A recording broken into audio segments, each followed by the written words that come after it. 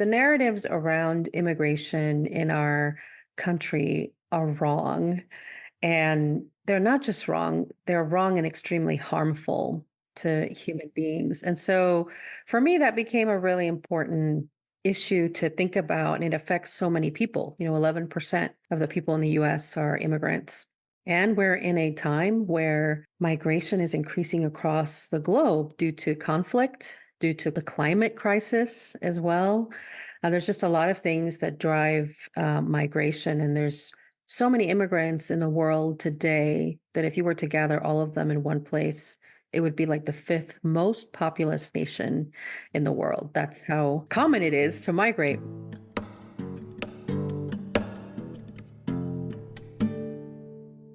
Hello and welcome. As always, I'm Abby. This is Stories Lived, Stories Told.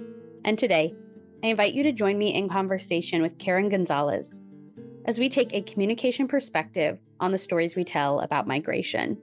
To take a communication perspective is to consider what we're making and how we're making it through our communication practices. This means we look closely at patterns, context, stories, and relationships, and that we use curiosity, mindfulness, collaboration, and dialogue to create better social worlds.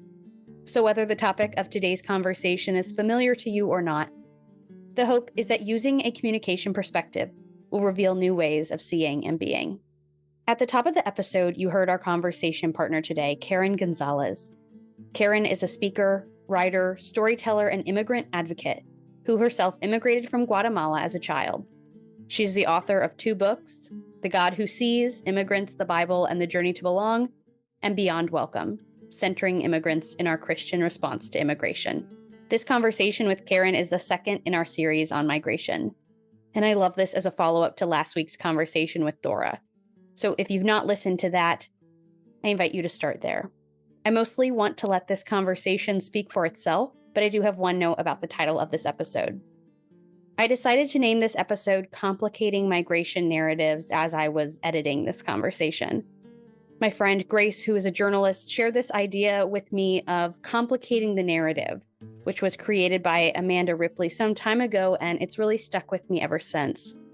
As I listened back to this conversation, it felt like the best way to describe what Karen does in this conversation, and also what her work is about in general. So let's begin the conversation with Karen.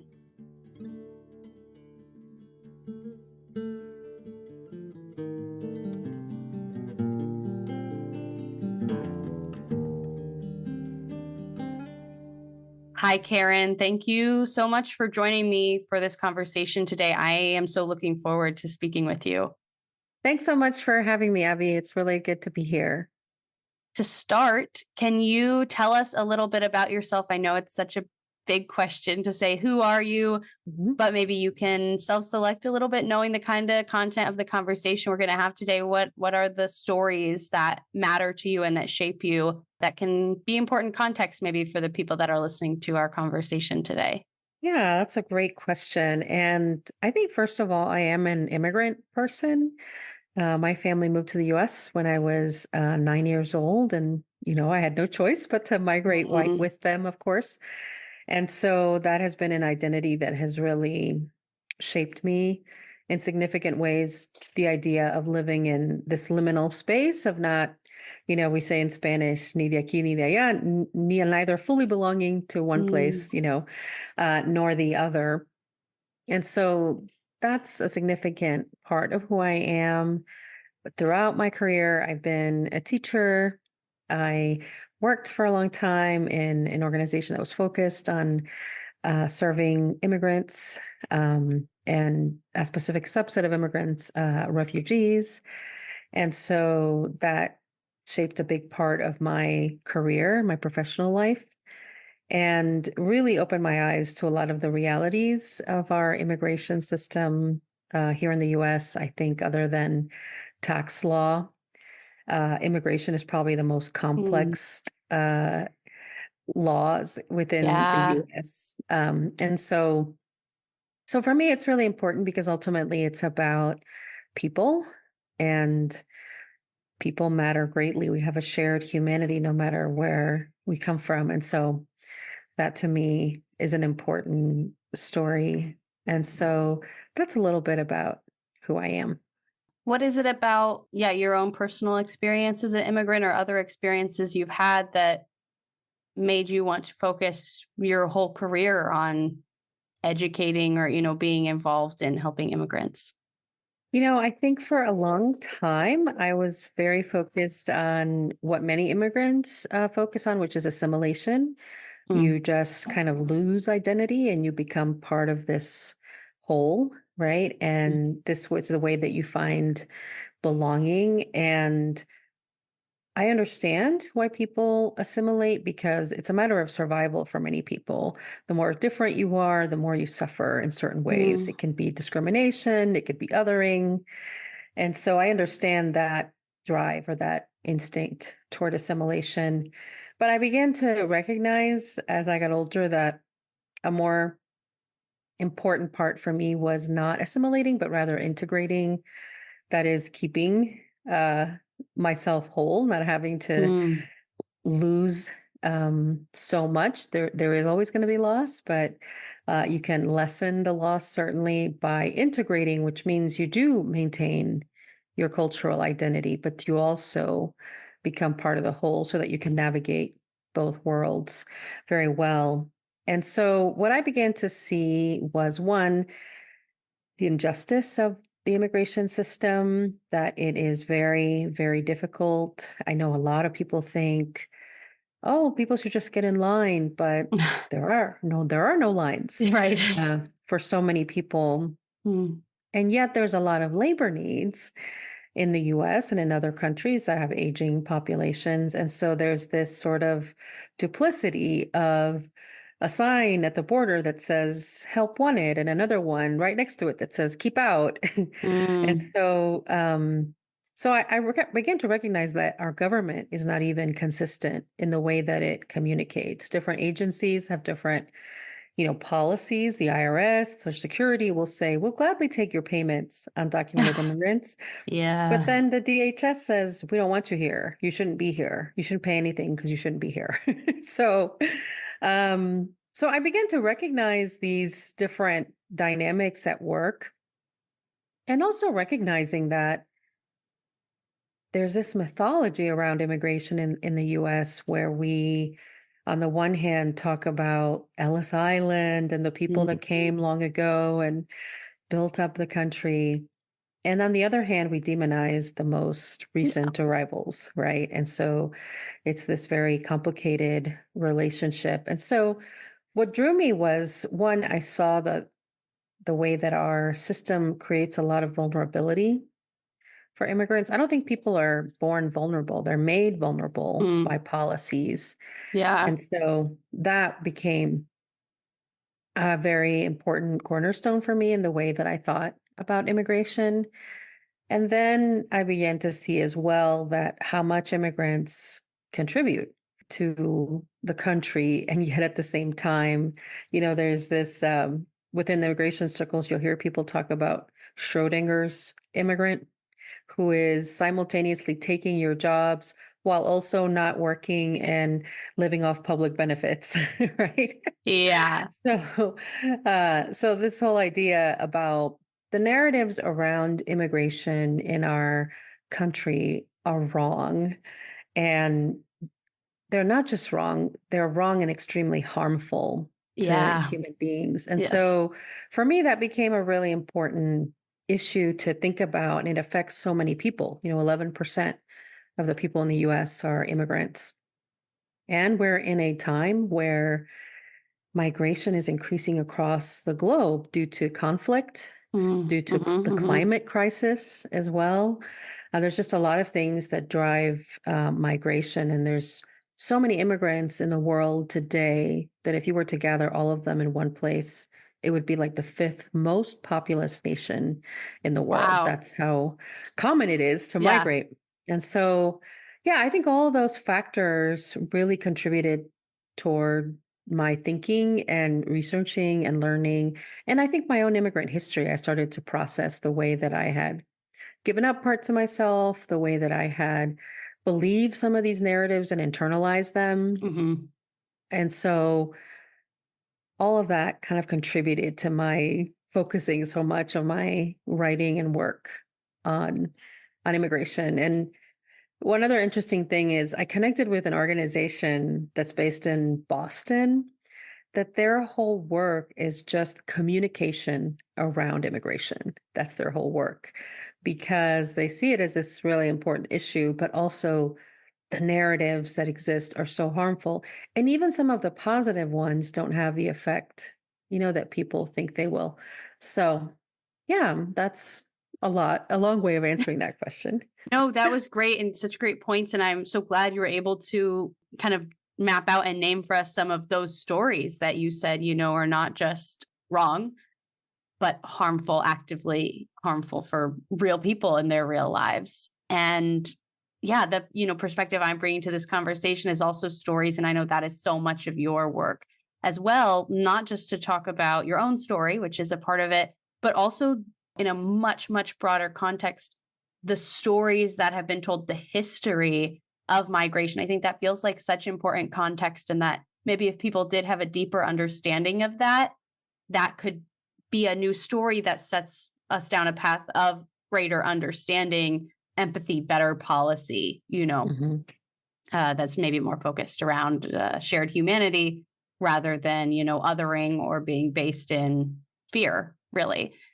I'm not, well versed in the history of migration. This is your whole work. Can you share some of those stories that come from across the world, across different faith traditions? What are the stories that we have around broadly migration? Yeah, I think one of the stories that we tell ourselves is that migration is undesirable and it's an anomaly and it's a last resort. Interesting. Yeah. The thing you would not want to do. But in actuality, that's not the reality. People have always migrated. The indigenous people who lived in North America before Europeans arrived, they migrated. They walked across the Bering Strait and migrated into North America all the way down into Central and South America. They were migrants as well. In our country, we have a history of migrants. Some people were brought here as unwilling migrants, trafficked, as you will, right? African Americans were brought here unwillingly from another place. And then there were a lot of Europeans that came here. One of the things that Donald Trump said when he ran for president is he talked about how, oh, Mexico's not sending their best. The people that come here are people who are poor, are people who are desperate. And the story of America is that those are always the people who have migrated. The people who were landed gentry in England did not migrate to the US. They Yeah. Yes. stayed. Right. Great point. Great point. Right. Yeah. Yeah, it was a lot of Irish people who came with after the Great Famine, for example, right? Looking for opportunity, looking for land that would produce and provide for their well-being. Mm. And so the history of migration has been that people migrate sometimes out of need, economic need, sometimes out of conflict, like in the case of a lot of the pilgrims. They wanted religious freedom, only for themselves, though, not for anyone else. Right. Right. And then sometimes people migrate seeking adventure, seeking a new opportunities somewhere else. But these have been the stories of migration. Quite interesting. When I was writing my second book, I had the opportunity to be in Dublin, and they have an Irish museum of emigration. So not immigration, but Hmm. emigration, people moving out of Ireland because they have had a lot of migration out. Yeah. And in this museum, I thought they had a very positive and a very optimistic perspective on migration because their perspective is people have always migrated and they have all these routes that they show where people have come in and out of Ireland over the Hmm. centuries.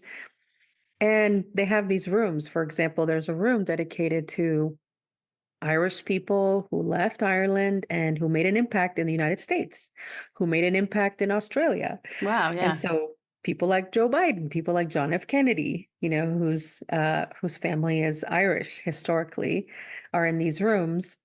And quite interesting, this is the thing that I found most fascinating about this museum, is they have a room where they also talk about Irish people who have left and become infamous in other places.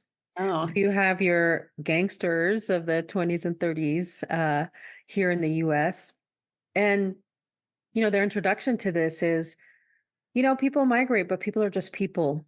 And Mm. people have flaws and people have brokenness. People have issues that are traumas undealt with. And sometimes they go to other places and they don't do necessarily good things. Mm. They're still people, and so they recognize this reality. And that's really the truth of migration. It's just people migrating. It's not saints.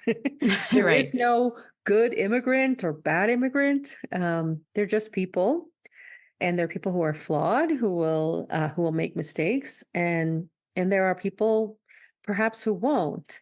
But I think that's a narrative that really needs to change. And what really drives me, this idea that migration is very normal and natural. Hmm. And yet we still have these ideas around it that it's an anomaly, that it's somehow an Right. odd or unusual thing. And so to me, that's a very important narrative to break down for people. And also to break down, I think there is also, because people are not connected to perhaps their ancestors who came through Ellis Island or other ports, Hmm. they romanticize. And I remember being one time giving a presentation, and this older man asked a question. He said, my family came here from Hungary, but they came and they learned English and they became part of the community. Whereas I see all these communities, these neighborhoods where nobody speaks English, and it's just very upsetting to me. And before I had a chance to even respond to him, his wife said, Grandma didn't speak English. She never learned English. Wow. And, he was kind of flustered by his wife Yeah. saying that.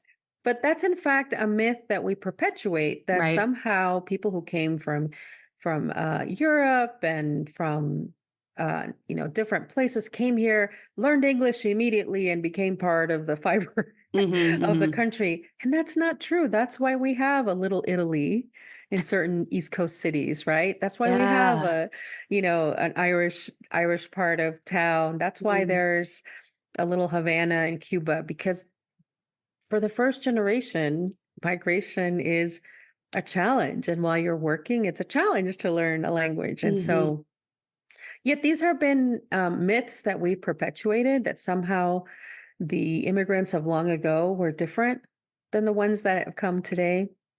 I'll also hear things like, oh, my ancestors came legally from Italy. There was a very popular Fox News correspondent who took a picture of himself in Ireland and said, my ancestors came from this village and they migrated legally to the US. And the date that he had as their migration, there weren't even any immigration laws at that time.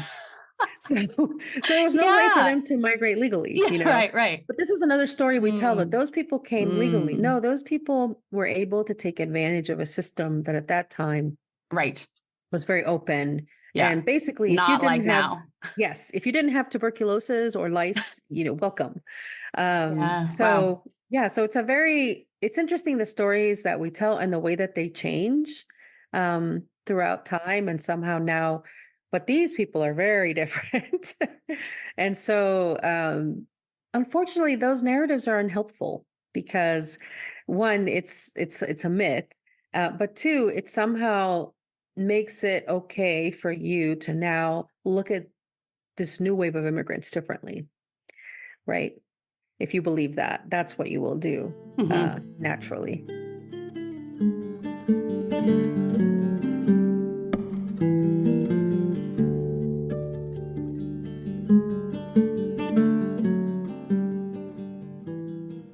It's the same thing with the story of immigration and crime. There was a belief when people from Southern Europe started coming, particularly Italians, from Sicily and other parts of Southern Italy. When they started migrating to the US, there was a very harmful myth that Italians were prone to criminality and that they lacked the intellect to be able to assimilate well. This was written into Wow. law. Wow. Yeah. So, very interesting. When that happened, they started doing research studies around a link between immigration and crime. And what they found is that there is no link, that immigrants are less likely than the native born to commit crimes, to end up in prison. They've been doing that research over and over again for over 100 years, and it's always the same. Mm. But yet, if you ask the average person, they will tell you that there is a link between these two things, but it doesn't bear out. Most Yeah. immigrants come to work, to build a life, to find safety and freedom, not to commit crimes. And so there's even research that shows that immigrants self-select for those willing to work because they know life is going to be hard in another country, right? Mhm. They will have to start all over again. And so what I try to do in my work is to combat these narratives, but through storytelling, Mhm. because stories are very powerful and they really speak to people's hearts first and really engage them. And then they speak to your mind as well. So I really try to start with a story and then zoom out. Because of course you don't want to keep it this narrow, right? You want to Mhm. say what the implications are broadly Yeah. when you're telling a story and the research that supports that. So, for example, I tell people that when my family came to the US, we lived in a very poor neighborhood at that time in South LA. And every single adult in my family became the victim of a crime, Wow. uh, wage theft, assaults, and muggings. Um, every single adult. And there were four adults in my household: my grandmother, my uncle, my two parents. And that's because one, we live in this neighborhood that's under resourced, right? And then two, also, immigrants are known for carrying cash because a lot of immigrants are not allowed to have bank accounts unless you have a proper, federal ID or state ID. And so that's commonly known. Immigrants work, immigrants carry cash.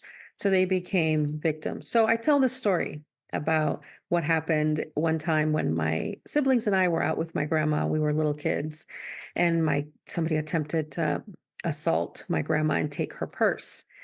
And then I tell the story of, in fact, it isn't true that immigrants commit crimes, but it is true that immigrants are more likely to be victims of crimes. And in fact, it's such a true narrative that the US government has recognized it. And there is a visa specifically for people who are immigrants who've become victims of crime in order to encourage them to cooperate with filing a police report and Mm. prosecuting the people who harm them. And so that's how much it's false. So for someone to say, to Right. link immigration and crime and to not recognize, well, why do we need this visa then?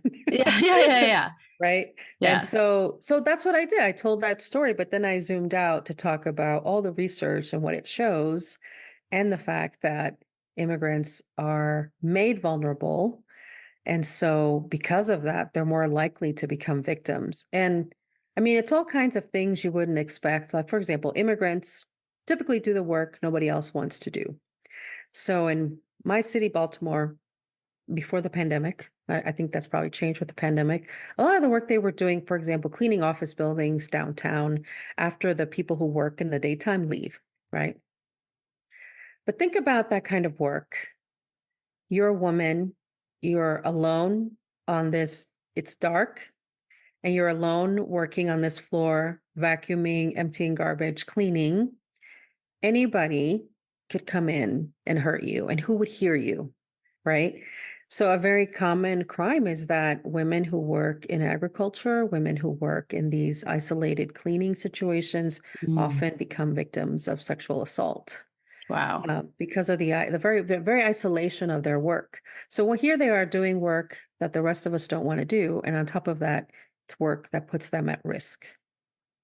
So So again, these are things that are not well known. For example, Yeah. how often wage theft happens, that immigrants are promised a certain wage. Even people who are documented suffer Mhm. suffer this situation. And so I tell these stories because I want people to recognize how common these issues are, to combat the false narratives. So one of Mhm. the things I've learned, for example, when you're sharing or communicating about immigration is you should never share myths and then facts, because what they found is that people generally only remember the myths. Mm. So one of the things that I do is I only share the facts. So Yeah, I will yeah. start saying immigrants today are no different than the ones that came generations ago. Same need, same humanity. But what's changed? Okay, well, what's changed is the system for migrating in. That has changed. And Mhm. so that has created people who are undocumented, and being undocumented leads to being invisible and to being vulnerable. Wow. Yeah. I'm, wish I had something more eloquent to say, but I just keep saying wow, because even speaking to you for, 20 minutes already, I'm learning so much and, broadening my own understanding again of this so important context around migration and hearing new stories. And I wish I had a better understanding of what I'm hearing you describe in the way that we kind of manipulate our stories to serve our purposes. And again, I see a real root of that being fear Hmm. in terms of literally just making up stories, or people, especially people that are actively perpetuating these false stories because it serves them in some way. Yeah, and that's a huge, when Donald Trump ran for president the first time, he shared a story about a young woman in Iowa who had been out jogging, and she was attacked and she was murdered. And the man who was accused of the crime was an undocumented immigrant that worked in agriculture locally.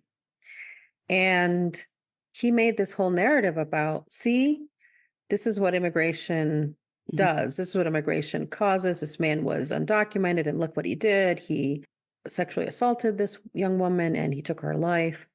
And it was really interesting because when I look at that story, it's not a story of immigration. It's a story about toxic masculinity. It's a story about men who feel entitled to women's bodies. Mm. And immigration has nothing to do with that. He happened to be an immigrant. Yes. But if every immigrant left the US tomorrow, would women be completely safe?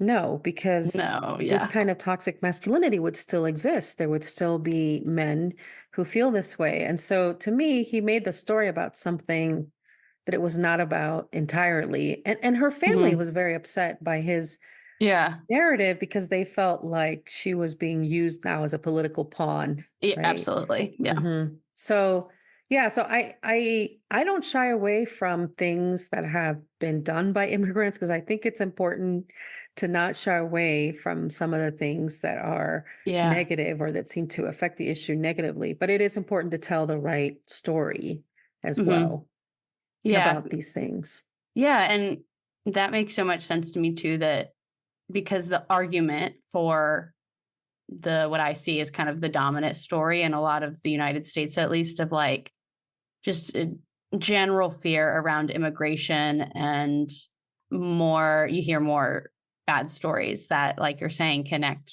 immigrants and crime. And as you've educated me today, just literally making up statistics that research in fact confirms the opposite of.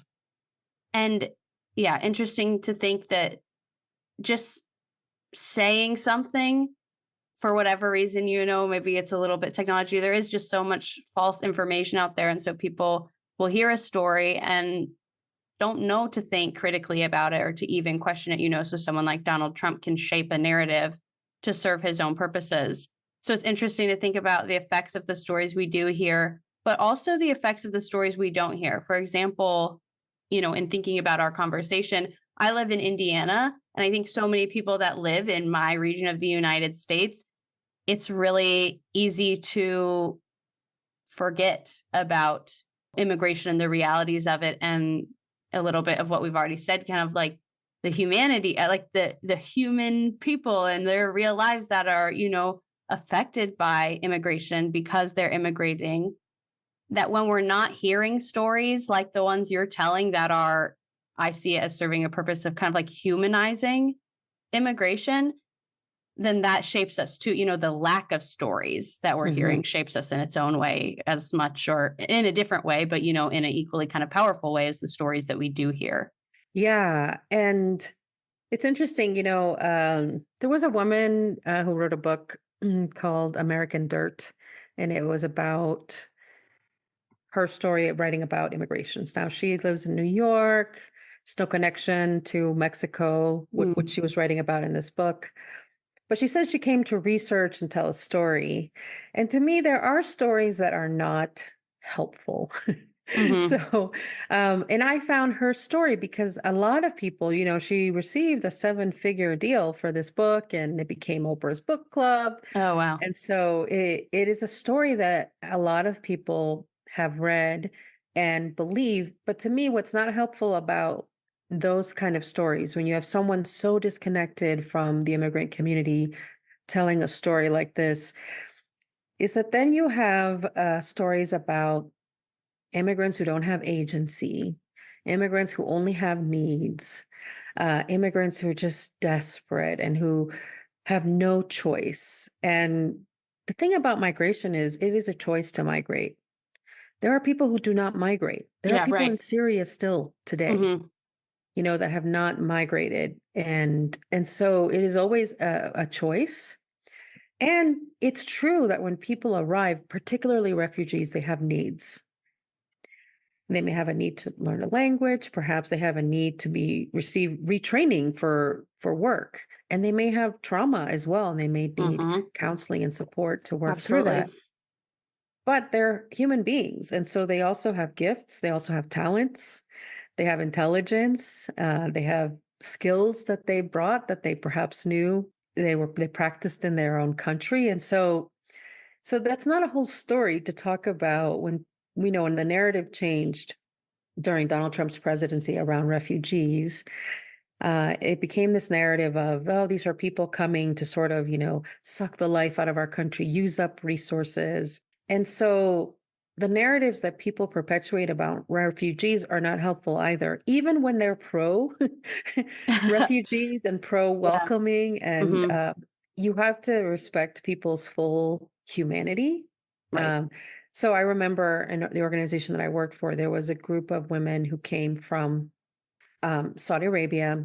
They came as refugees with their families. I believe it was a political situation under which they came as refugees. And none of the women were able to read or write because they had never gone to school. They were not allowed to. Hmm. There were a lot of restrictions on their lives. They came from rural areas as well. But it was really interesting because these women came together with the support of the organization, and they were able to start a sewing and alterations business because they were, in fact, very gifted at Hmm. sewing. Mm. They could even sew without a pattern. They could look at something and be able to cut it and sew it Wow. together. And so, this is what I mean when people have gifts and skills, they're not just vulnerable, they're not just fleeing, they're not just desperate.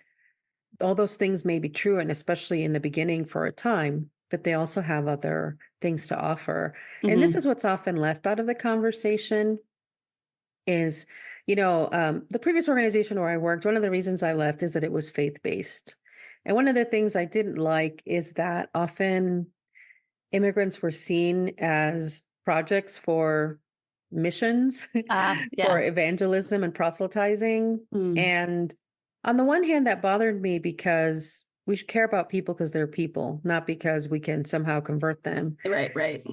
But on the other hand, I try to highlight for others, you do recognize that people who come from Mexico and Central America often have faith already. They didn't come from nothing and Right, suddenly. right, right, right. So sometimes they're Christian, sometimes they have, indigenous, religious beliefs as well. But they have faith. They're not a blank slate for you to write on. And Mm. so, Yeah. yeah, so that's, I think, a narrative that can be harmful, even though it seems helpful. Like it seemed helpful that this woman wrote this Hmm. story. Hmm. But to me, a lot of the story does a lot of harm Yes. because it really makes immigrants into like this one-dimensional, needy person who's just looking for refuge and leaves out everything else. Mm. And Yeah. so So I do think we have to think about the narratives. And that's why I believe, in terms of ethical storytelling, if you're not Mm. close to a community, like I'm a part of this book club, and we read a book about a queer Scottish young man. It's a novel. It is a story I would never attempt to write because Yeah, they're not right. identities that I'm close to in any way, Yes, right? yes.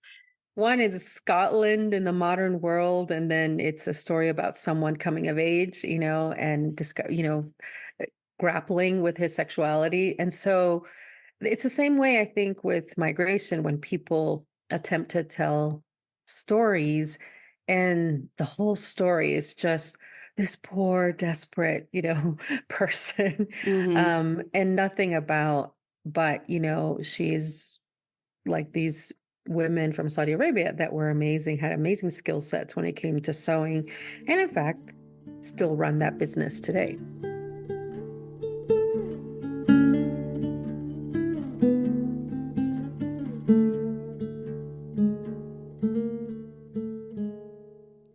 You bringing up that there's an excess of negative stories about immigrants on kind of, one side that's very intentionally using those stories to portray immigration in a certain way. But then you're saying that the answer to that is not to go only the good stories. You said, you're not afraid to tell the, quote unquote, bad stories too. And I respect that so much because I empathize with maybe the kind of human need to simplify things. But I think there's so much value in what I see your work is doing as a sort of complicating the narrative in a way, really embracing the complexity and inviting people in to sit with that and the tension and say, okay, here are all of these different stories of all of these individuals, because it's just a bunch of human beings Mhm. trying to live their lives. And they're all pursuing something, and they will make mistakes, and they will, be victims of things that happen, and they will create whatever kind of lives for themselves. I think it matters so much for us to kind of like flex that muscle or learn that skill of living in the complexity, because the fact of life in this world is that everything is so complex. And so we do ourselves a disservice, I think, when we try to oversimplify stories and oversimplify people and, what they represent, I guess. I think it's really valuable the way that you are approaching this and, kind of saying that, yes, on one level, that woman's book seemed like a good idea, but again, was maybe kind of fighting an oversimplification with an oversimplification as well.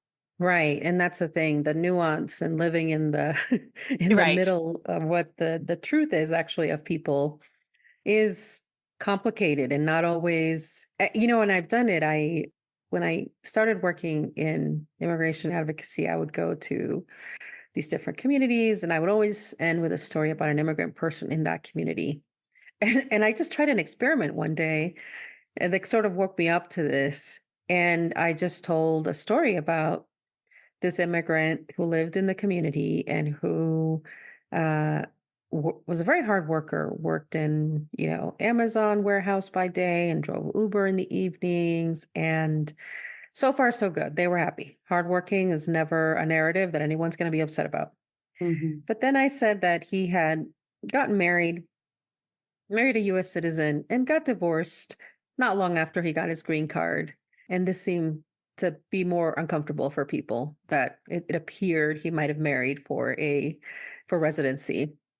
And then I talked about how, he was saving up money and sponsoring one of his children at the time from his Caribbean country.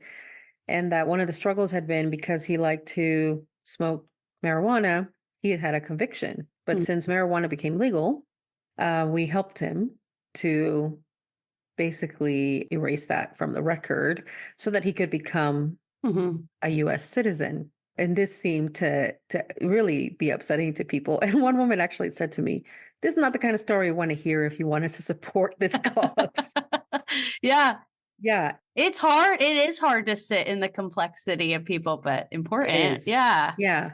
And I told her, I'm like, "I know." I said, "But I'm telling Yeah. you that this story On on purpose. purpose because he's just a human. He is Yeah. hardworking, and he's a Hmm. very good person, in many ways. But yeah, he does like to smoke marijuana. And yes, he probably married for a green card." And then I asked them, I said, "How many of you I said, you don't have to raise your hand. I said, but how many of you have ever smoked marijuana before it was legal?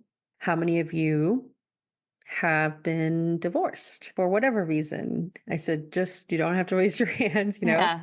I said, it seems to me sometimes we want to hold immigrants to a standard that we ourselves don't even keep Mm. because we believe there's this, somehow they're supposed to be better. Yeah. Right. And what I try to stress to them in that story was, no, you're talking about people Hmm. who are complex and who will do things that you don't necessarily agree with. One of the things that I saw many people do when it came to, and again, this is a very nuanced thing, is somehow they felt like it was okay for them to make decisions on behalf of immigrants. I see this often with people who work with unhoused populations as well. Mm. So you've perhaps encountered this where someone says, well, I don't want to give them money because what if they're going to use it for alcohol Mm. or drugs or something and not food, right? And people do the same thing with immigrants, but in a different way. So we work with a lot of volunteers when you do refugee resettlement, and they will sometimes be upset and complain, like this family is saving up money to buy a TV, and that's just not right. They should save up, to buy a house or to live in a better Ah, area. And yeah. it was interesting because I would ask people, I'm like, well, do you have a TV? Yes. I said, I have a TV also, and I pay for Netflix. None of these things are necessary to live, but Hmm. they are nice to have. It is nice sometimes to come home and relax and shut the world out. I said, why do we think it's okay to deny people those pleasures Mm. simply because they're recent arrivals, or we think we know how to spend their money better than they do, right? Right. And so that can be a way also that I've seen this sort of kind of infantilizing and not treating people as Yeah. full Yeah. human beings with agency. And I said, if people aren't stealing from you, they can spend money however they want. It's their money Mm. to spend, and you don't get to make decisions on people's behalf. And so, but I see this quite a lot. And again, it's more nuanced, and you hear it more often with unhoused people when people will say that. When in fact, I have been given money sometimes as a gift and I've wasted it on random things. Right. Yeah. And no one tried to take it away from me. No one said, well, Mm. I think I'm going to take this away from you because I don't think you're going to spend it correctly. Right. Wow. And Yeah. so these are stories, again, that we tell ourselves that somehow we are more qualified or we are more human Hmm. and we're able to make decisions. So I just try to make people aware of these kinds of things so Hmm. that they can pay attention to them. Because sometimes you don't even have an awareness you're doing that. Yeah. Yeah. Well, I want to kind of move to talk about, I love the communication. I love the stories. I love the language, and the words are so important to me. And I also think it's so important to kind of follow that up with like, what's the action here? And so I'm curious about, hoping, people can hear these stories, read your books, just learn, become more informed. What's your hope maybe for your books in the world? I know that you consider your writing to be your, strongest form of activism. And I, Mhm. agree with that 100%. So for people that read your books, for people hearing these stories, what's your hope for the kind of change or kind of action you hope to see maybe in people's personal lives and opinions and the way they interact with migration, but also maybe like on a policy level? Yeah. So I want to say, my major hope or primary hope, I guess, is that people themselves will interrogate Mhm. these narratives they've told themselves or that they've been told and they've just kind of internalized without questioning them. Because if you're changed, it will affect the way you interact now with people. Right. And so to me, honestly, that's the most important thing when I worked, with immigrants and refugees. I remember sometimes people calling, is it my duty as an American citizen I think someone's undocumented, to have them deported? And I'm like, please don't do that. Please Yeah. don't cause more harm to people and separate families. And who knows what you will do. But to really interrogate like your responsibility to other human beings who are like Mm. you. Yeah, that's great.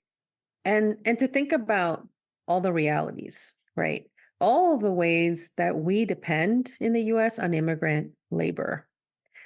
And there are so many ways in which we do that. 70 to 75% of migrant farm workers are undocumented. Mm. And so when we go to the grocery store, when we feed our families, when we make a meal for ourselves, that tomato and lettuce and all of that it represents immigrant labor, a lot of what we have. Same thing with slaughterhouses, poultry farms, all of these Mm. places, a lot of what we have is because of immigrant labor. And so to recognize those realities as well, conditions should improve for immigrants who work in these industries. And the reason they don't is because they're immigrants. People just forget about it, right? So I want to highlight that for people to make them aware of this is the world we live in and we're connected in this way. Mm-hmm. At the policy level, obviously that matters so much. I'll be honest with you and completely transparent. I don't have a lot of hope for policy change only Yeah. because there's been very low hanging fruit. Like, for example, the DREAM Act. These are young people, right, who were brought to the US, like I was Mm-hmm. brought to the US. My parents were undocumented. I was undocumented. Now, we had the good fortune, and I call it fortune for a reason Mm-hmm. because it could have been very different. We Yeah. had a relative who could sponsor us. And at that time, the lines were shorter. And so we were able to become documented within 4 years of arriving. So a lot of people don't have that. So a lot of these young people who are covered under the DREAM Act, these are people who have given their whole lives and who've met all the responsibilities in the US, and our government, Congress, will still not pass the DREAM Act. It's been up so many times and it's Mm. never passed. And that's very low hanging fruit. Yeah, right. 3/4 of the country support the DREAM Act and it still won't pass because our legislators simply don't have the will to Mm. put it forth. Yeah. For me, honestly, what I prefer is there's a lot of ways in which we as citizens have the power to disrupt these unjust systems. Mm-hmm. And so I've seen people do it. For example, in the UK, one of the things that I saw people do is there are these deportation flights to the Caribbean and to Africa. And a lot of UK citizens would get on these flights and then stand up so that the flight couldn't take off. Mm. So they would kind of, in a civil disobedience kind of way, right? Right. Disrupt. And so the flight didn't take off. I've seen people do this in the US as well. I've seen people surround ICE trucks, Immigration and Customs Enforcement, and not let them take their neighbors away. I've seen churches give sanctuary to people Mm. and have them live in the church so that they're safe and protected. I've seen people when Arizona made a law that you couldn't drop off water in the desert. Mm-hmm. People did it anyway. People got prosecuted for dropping off water in the desert. So I think these are ways that we as citizens can also disrupt because Mm-hmm. just because something's a law doesn't mean that it's just. We've seen that historically, Yes. right? And Yes. so we have a duty to disrupt and not obey unjust laws and Mm-hmm. systems. And so there, of course, there's a cost to that. And I'm not saying there isn't, but these are ways that we as citizens can affect change. Because I think there is a kind of hope.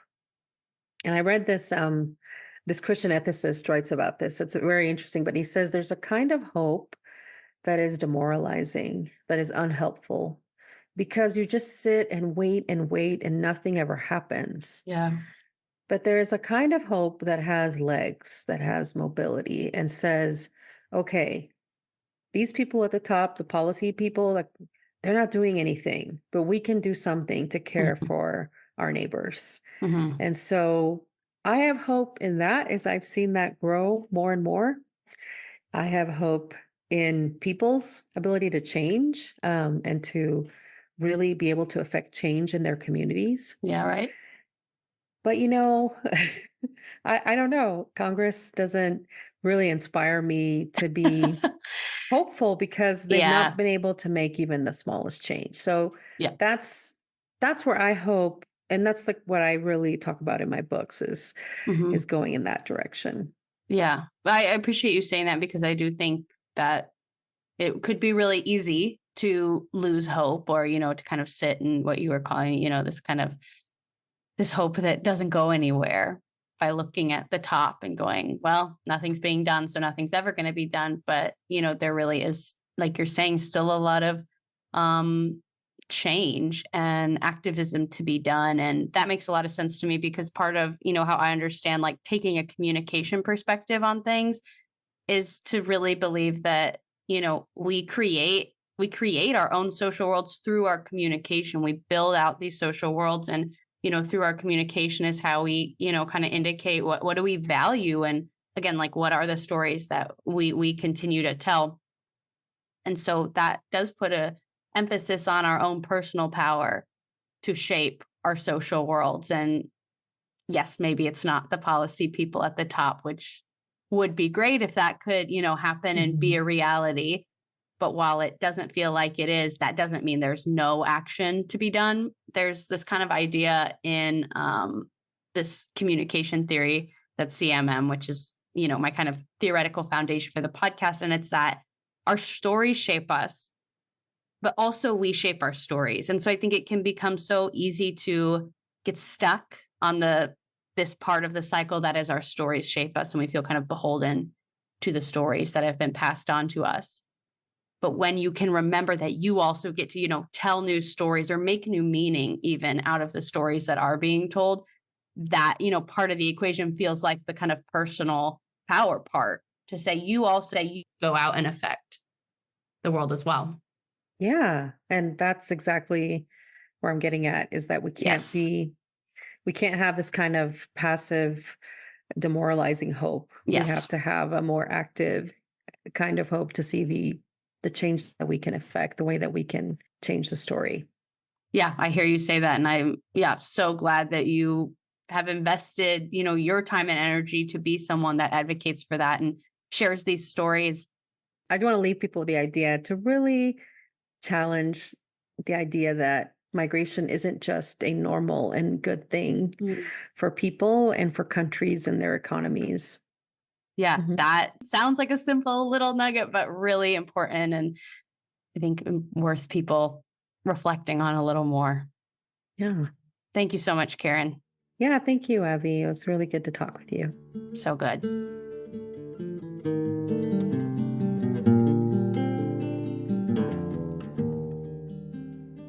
Okay, that is all for our conversation with Karen. At the end of each episode, I like to offer some questions to reflect on, which act as a next turn so the conversation doesn't stop just because the episode does. Today, just one question for you to reflect on. What are the stories that you've been told about migration? I think this is a great opportunity, as we're halfway through this series, to really take stock of the told as well as the untold stories, so we can start to tell new stories and, like we discussed with Karen today, try to complicate, complexify, and humanize the narrative. You're welcome to reach out to me to share your reflections, as well as any of your own questions or ideas, and you can do that through email, the website, or by commenting on Instagram and YouTube. The reason I invite you to share your reflections is to stay in dialogue, and another great way to do that is to follow the show wherever you listen. You can also leave a rating and review, and most importantly, I appreciate when you share these episodes with people that you want to invite into the dialogue. I am supported by the CMM Institute for Personal and Social Evolution. This podcast is just one of many initiatives designed to create space for more conversations that move us toward those better social worlds. You can learn more about the CMM Institute and all our other initiatives at the links I've provided in the show notes. Thank you for showing up. Thank you for being curious. And thank you for being a part of this story. I'm Abby, and this has been Stories Lived, Stories Told.